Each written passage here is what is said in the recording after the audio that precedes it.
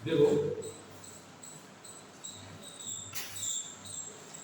इतिहास की जानकारी हमको कहाँ से मिलती है?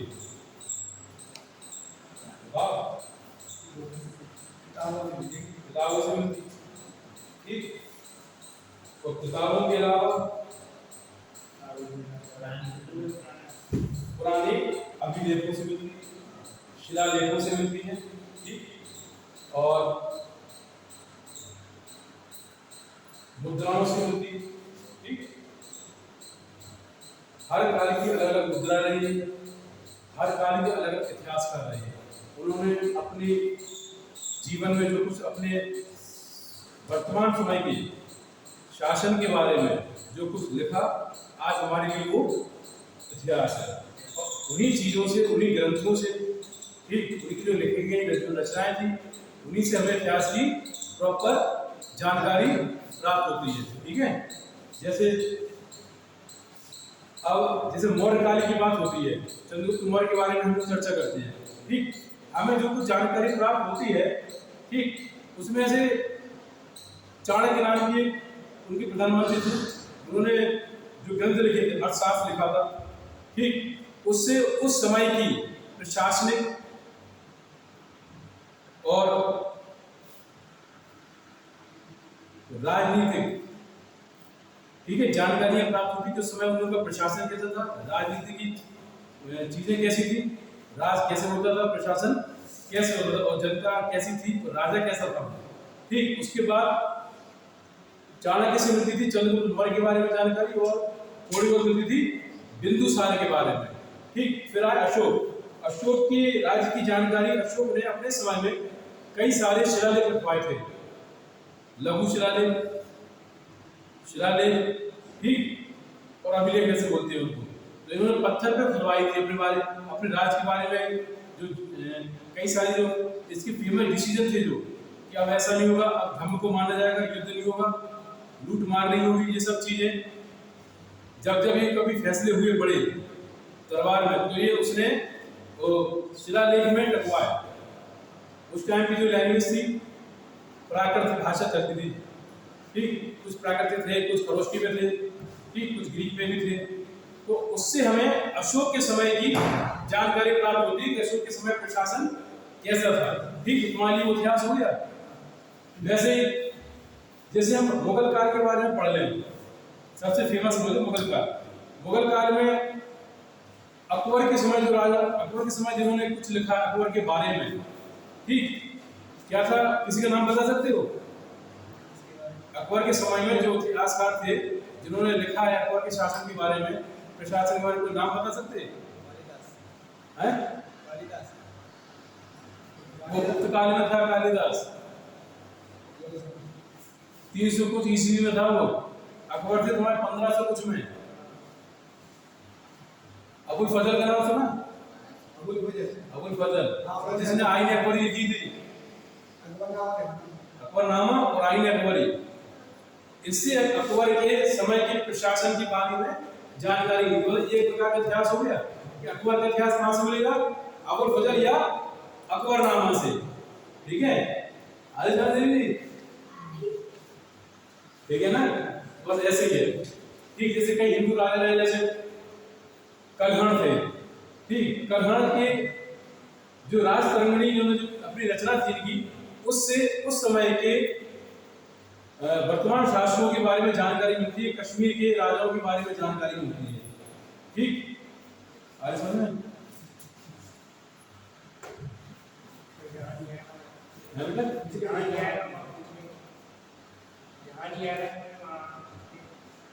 ऐसी कुछ चीज नहीं है तो समझ में नहीं आया। ठीक है, बस सुनते जाना।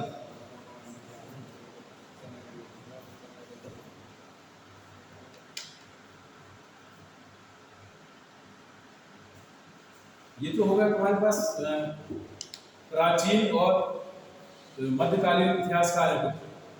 वर्तमान समय में कई इतिहासकार ऐसे रहे आफ्टर इंडिपेंडेंट, आजादी के बाद, जिन्होंने भारत का इतिहास नए सिरे से लिखना चालू किया।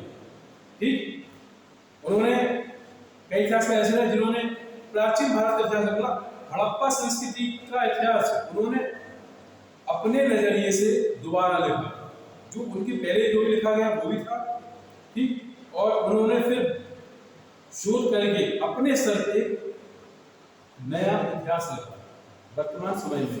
जैसे तुमने नाम सुना होगा आरसी मजूमदार का, ठीक, बहुत बड़े इतिहासकार है। इनका ज्यादातर फोकस रहा प्राचीन इतिहास पर।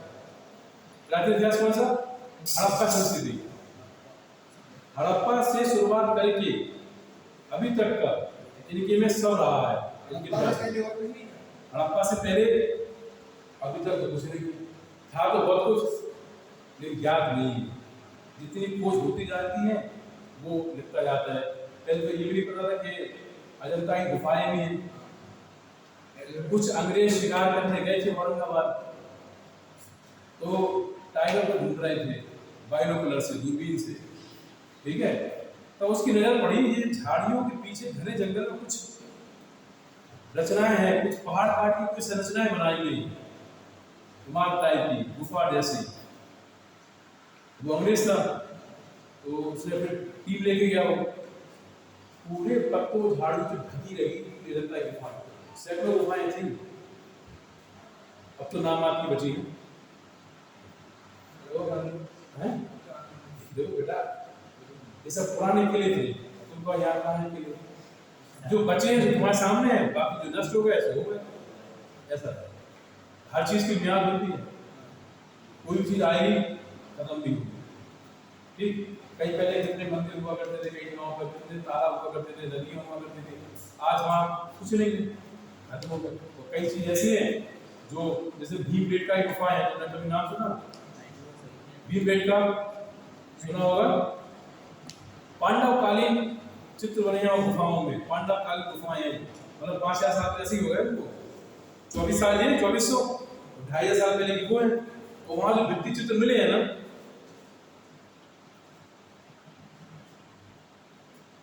वो पांडवकालीन महाभारत काल से पुराने हैं। रायसेन जिले में भोपाल के पास एक पहाड़ी पर बने,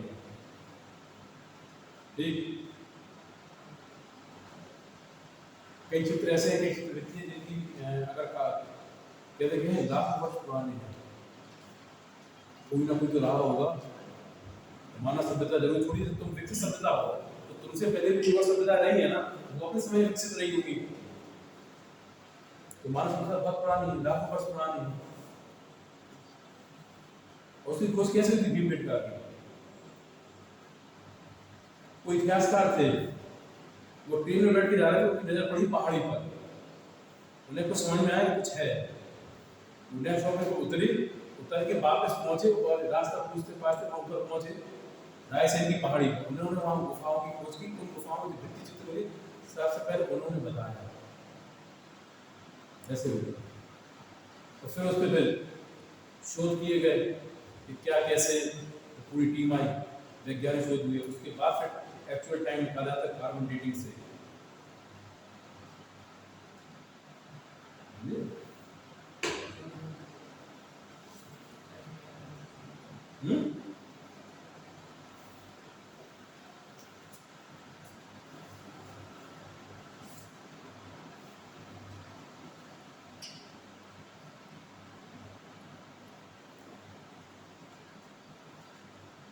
जैसे तो बताया कि भारत के इतिहास का लेखन का कार्य कई इतिहासकारों द्वारा किया गया, ठीक, जिसमें कुछ इतिहासकारों ने प्राचीन भारत का इतिहास लिखा, कुछ ने मध्यकालीन लिखा और कुछ ने आधुनिक। भारतीय इतिहास को बेटा 3 भागों में बांटा गया, ठीक है। सबसे पहला हड़प्पा संस्कृति रही, जो सबसे प्राचीन वही है अभी अपने पास, ठीक है, लगभग 5000 साल हो गए, जैसे 2400 साल ये हो गए, और लगभग 2500 साल पहले की बात है, तो 5000 साल अप्रोक्सीमेट उसको लगभग मान के चलते हैं, ठीक है। तो प्राचीन भारत का इतिहास, ठीक, फिर दूसरा है मध्यकालीन। मध्यकालीन कब? जब बाहरी आक्रमणकारी आए सन 1000 कुछ में, 1091, ठीक, वो मध्यकालीन इतिहास कहलाता है। ठीक, जब तुर्कों ने राज किया यहाँ पर दिल्ली पर, कौन आया था? गजनवी आया, फिर गजनी आया। गजनी अपना एक प्यारा छोड़ के गया कुतुबुद्दीन ऐबक दिल्ली पर। वो वहां से शासन चालू हुआ और वो तो मुगल कालीन के पूरा मध्यकालीन भारत इतिहास कहलाता है। ठीक है,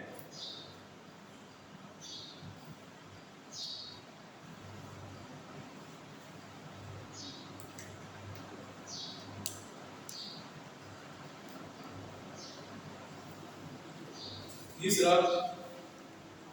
आधुनिक भारत। ठीक, आधुनिक भारत कब? जब अंग्रेज आ गए। ठीक, आधुनिक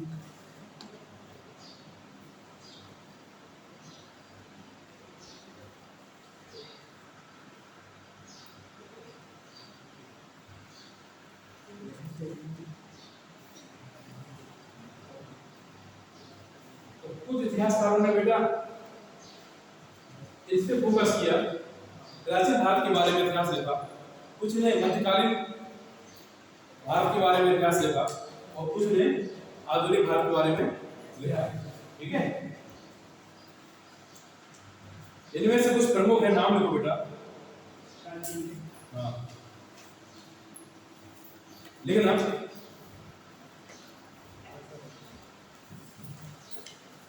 भारतीय इतिहास का लेखन भारतीय इतिहास का लेखन लेखन का कार्य लेखन बेटा लिखना लेखन का कार्य कई इतिहासकारों द्वारा किया गया। कई इतिहासकारों द्वारा किया गया।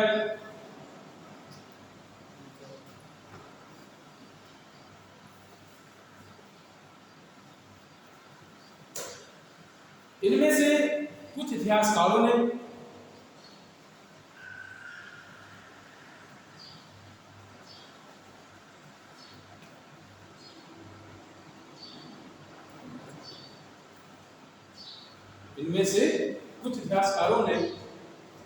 प्राचीन भारत के इतिहास पर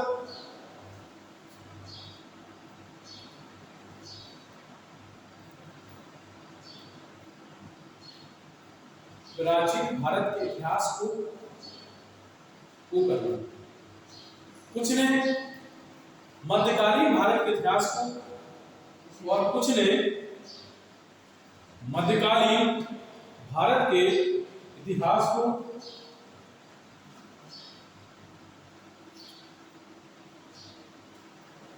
और कुछ अन्य इतिहासकारों ने और कुछ अन्य इतिहासकारों ने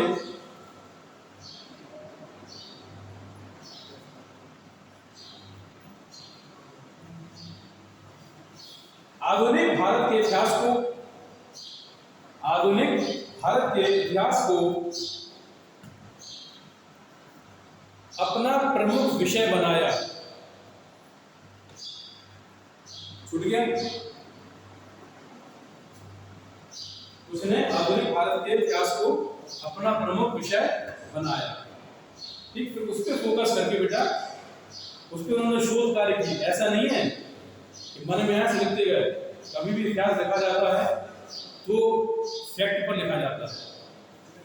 ठीक है, सुनी सुनाई बातों का इतिहास नहीं।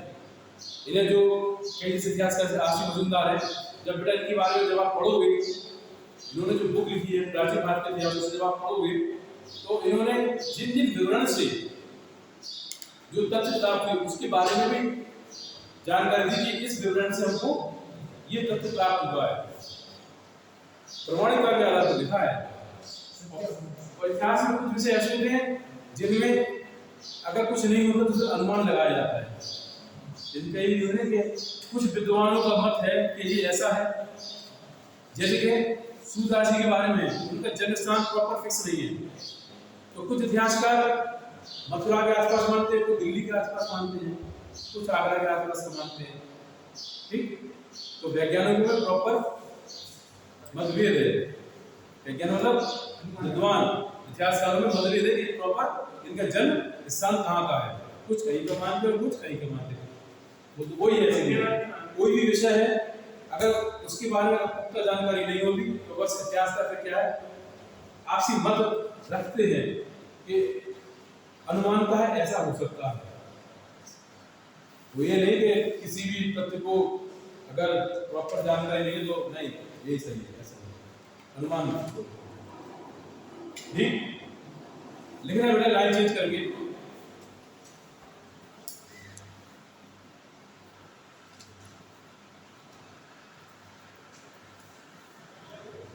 इनमें से कुछ प्रमुख भारतीय इतिहास, इनमें से कुछ प्रमुख भारतीय इतिहासकार, इनमें से कुछ प्रमुख भारतीय इतिहासकार निम्नलिखित है।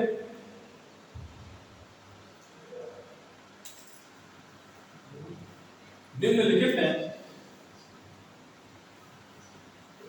इसमें है बेटा कलहण पहला, दूसरा कलहण बेटा आर.सी. रामचंद्र मजूमदार, आर.सी. मजूमदार,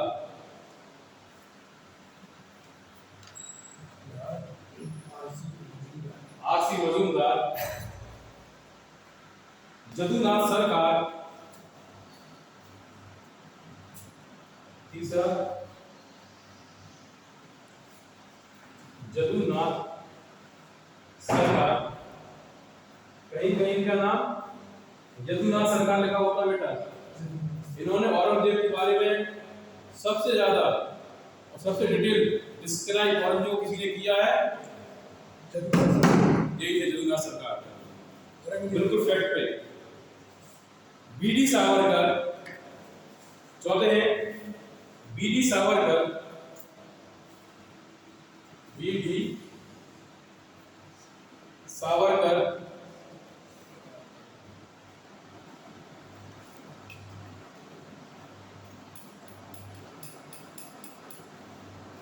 जानते बी.डी. सावरकर को? नाम सुना? नहीं सुना? सावरकर का नाम नहीं सुना?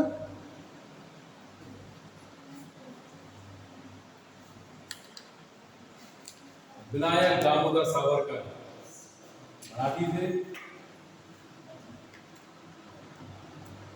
और 1857 की क्रांति को इन्होंने स्वतंत्रता का प्रथम संग्राम कहा, जिसको अंग्रेज विद्रोह बोलते हैं। फेमस राइट हो रहा है इतिहासकार, क्रांतिकारी भी थे। एक लॉ के आदमी थे कि जिन्हें जीवन में 2 काला पानी की सजा मिली थी। एक जीवन में 2 काला पानी, डेंजरस क्रांतिकारी थे। निकल कैसे आते हैं सब? जेल में सुविधा मिलती थी आपको, जेल में लिखते हैं किताबें ये। और इन्होंने जब ये बाहर थे तो इन्होंने एक संस्था बनाई थी, ठीक है, क्रांतिकारी संस्था थी। जेल में नहीं, इन्होंने ऐसे कारनामे किए थे कि एक बार 2 बार वो उस काले पानी से जम गई। ठीक है, नेक्स्ट इसमें बेटा के.पी. जायसवाल। हाँ बेटा, के.पी. जायसवाल, लड़की दिखाई दे रहा बेटा? क्यों है? के.पी. जायसवाल कुछ प्रमुख इतिहासकार हैं ये दिख रहा है?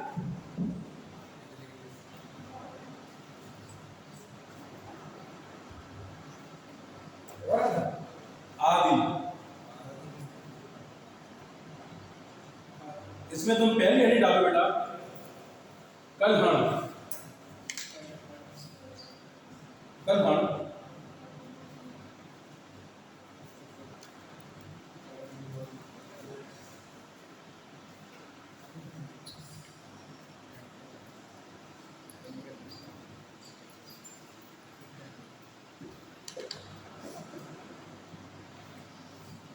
लिखिए बेटा इनके बारे में।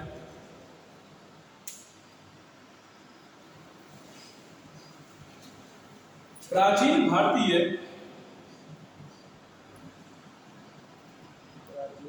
भारतीय इतिहास लेखन की प्राचीन भारतीय इतिहास लेखन की परंपरा की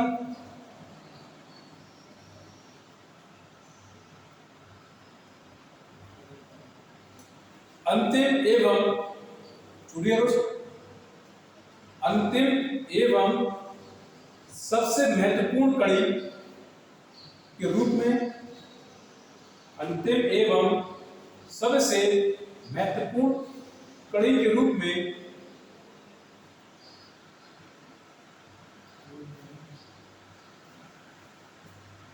हम कलहण द्वारा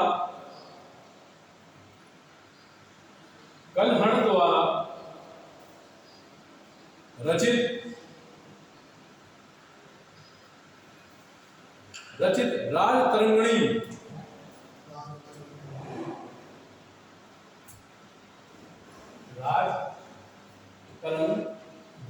इनके द्वारा जो रचना की बेटा उसका नाम था राजतरंगिणी। तो उस समय के कई राजाओं के शासन संबंधित जानकारी इसी राजतरंगिणी में थी। ठीक है,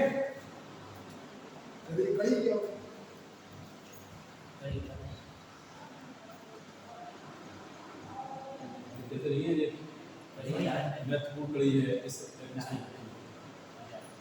महत्वपूर्ण चीज दो चीजों को बांधने वाली, दो महत्वपूर्ण चीजों को बांधने वाली। ठीक है, लाइन चेंज लिखना बेटा, लाइन चेंज करके लिखना। राजतरंगिणी का शाब्दिक अर्थ है राजाओं की नदी। राजतरंगिणी का शाब्दिक अर्थ है राजाओं की नदी। राजाओं की नदी।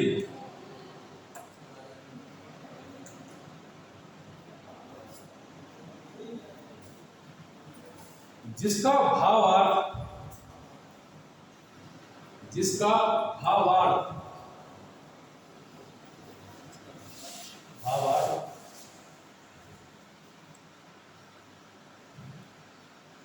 राजाओं का इतिहास या समय प्रवाह है। जिसका भावार्थ राजाओं का इतिहास, जो राजाओं के इतिहास को बेटा इन्वर्टेड कॉमा में लिखना, राजाओं का इतिहास या समय प्रवाह है। तो छूट गया दीदी।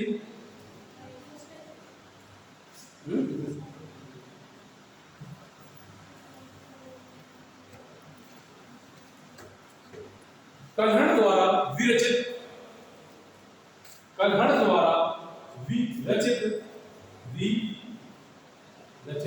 देखते उसके आगे भी लगा देना। विरचित राजतरंगिणी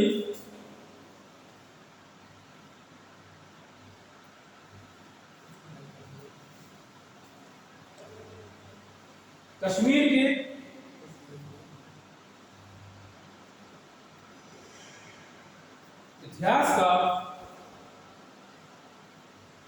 के इतिहास लेखन का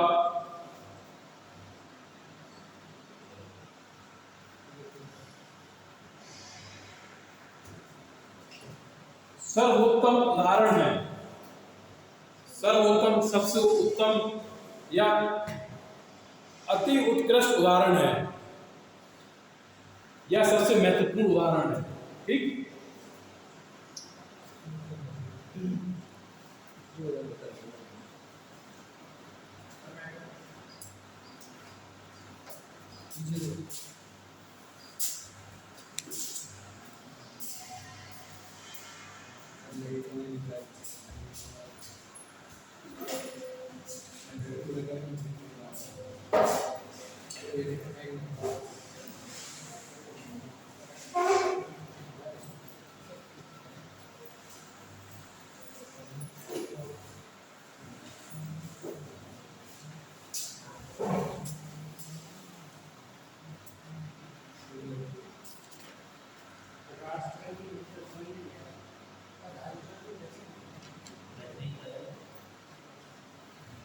कल्याण ने जो किताब लिखी इतिहास की, उस समय के वर्तमान इतिहास की, उसको राजतरंगिणी इनाम दिया गया। उस समय कश्मीर के कई राजाओं का विवरण उसमें मिलता है। इसलिए कहते थे कि कश्मीर के राजाओं का इतिहास या कश्मीर का प्राचीन इतिहास जो है वो कल्याण द्वारा रचित राजतरंगिणी में है। ठीक, ऐसा होता है।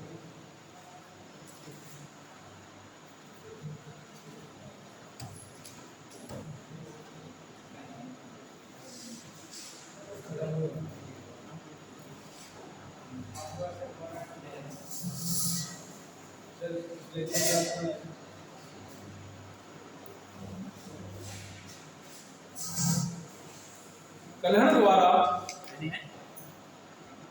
कवि कल्हण द्वारा, हाँ बेटा, कवि कल्हण द्वारा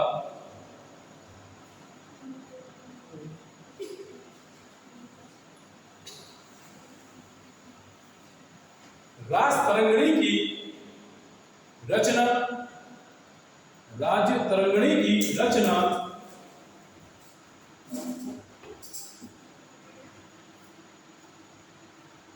सन 1148 ईस्वी से, सन 1148 ईस्वी से 48 बज रहे ना, 1148 ईस्वी से 1149 ईस्वी के मध्य में की।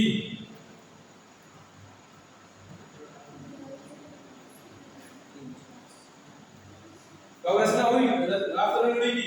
1148 से 1149 के मध्य हुई। ठीक है,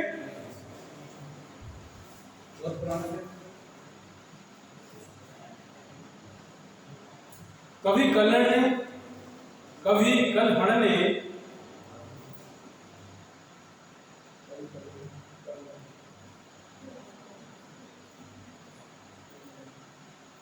अपनी कृति राजतरंगिणी में, कृति या रचना, कृति ऐसे बोलते ना, कृति या रचना राजतरंगिणी में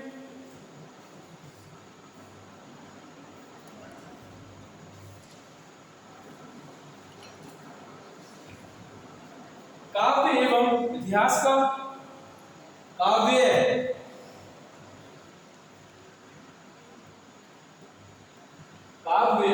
एवं इतिहास का अनोखा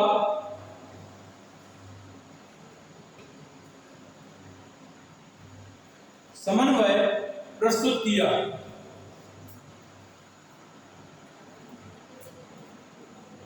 समन्वय प्रस्तुत किया, ये लिखा।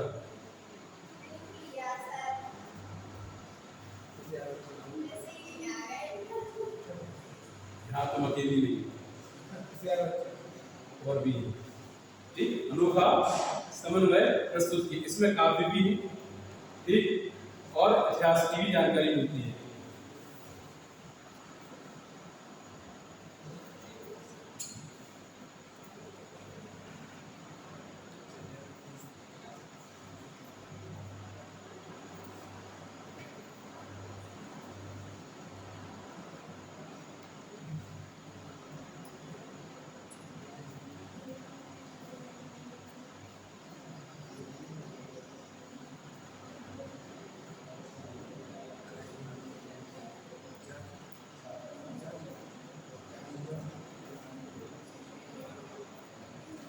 लाइन चेंज करना बेटा।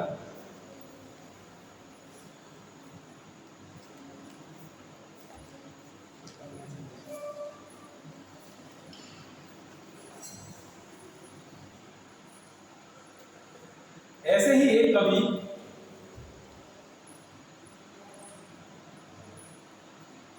ऐसे ही एक कवि जिनका नाम बाणभट्ट है। बाणभट्ट किसके दरबारी कवि थे? बताओ देवी, पता है? बताओ बाणभट्ट किसके दरबारी कवि थे? किसी को भी पता होगा बताओ।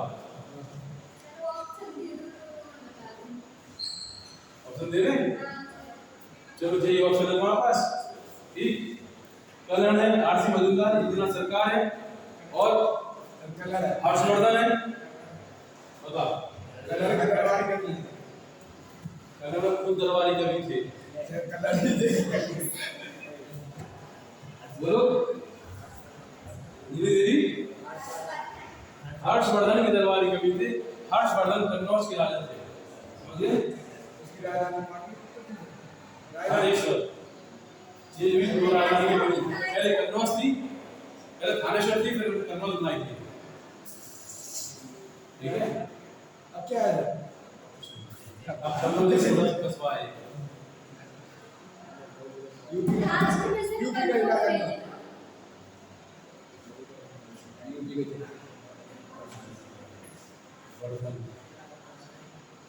ठीक, इनके दरबारी कवि कौन थे बेटा? बाण। इनकी एक रचना थी, और क्या था रचना का नाम? हर्षचरित। देखो कलहट ने जो राजतरंगी ली थी, उससे कश्मीर के राजाओं की पूरी वंशावली प्राप्त होती है। किसी एक राजा के बारे में नहीं बताया उन्होंने, कश्मीर के पूरी राजाओं की वंशावली थी उसमें। ठीक, और बाणभट्ट की जो हर्षचरित है, इसमें सिर्फ और सिर्फ एक राजा का इतिहास है। किसका? हर्षवर्धन। ठीक है, ये अंतर था दोनों में।